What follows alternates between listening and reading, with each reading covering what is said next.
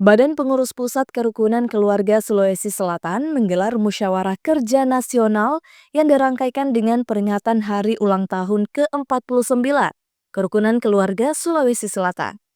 Mengusung tema Sipatua Sipatokong, merajut persaudaraan, menguatkan masa depan, menyambut Indonesia Emas.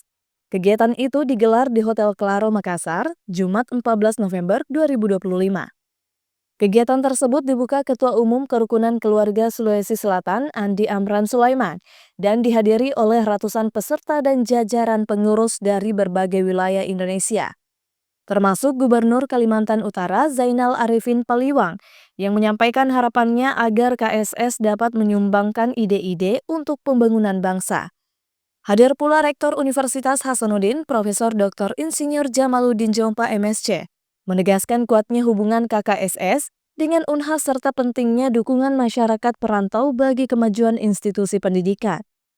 Disampaikan harapannya terhadap musyawarah kerja nasional hari ini dan KKSS. Ya, harapan saya dengan musyawarah kerja nasional di tahun 2025 ini dapat menghasilkan ide-ide cemerlang, kemudian juga bisa berkontribusi positif kepada daerah maupun kepada negara. Sebagai Rektor Universitas Hasanuddin, KKSS adalah keluarga besar yang juga di dalamnya bagian dari misi Unhas untuk membangun masyarakat Sulawesi Selatan, dan kemitraan antara KKSS dengan Unhas tentu adalah suatu keniscayaan.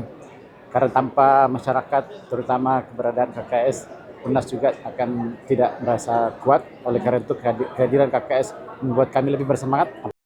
Sementara itu, Ketua Umum Kerukunan Keluarga Sulawesi Selatan, Andi Amran Sulaiman, berharap agar Mukernas dan Hari Ulang Tahun ke-49 KKSS mampu memperkuat persaudaraan perantau Sulawesi Selatan, sekaligus melahirkan gagasan strategis bagi pembangunan daerah dan nasional. Dengan sinergi antar pemerintah daerah dan institusi pendidikan, KKSS diyakini terus menjadi wadah pemersatu menuju Indonesia Emas. Zahra Sabita Suceng, Wirlo Adrian, Unhas TV.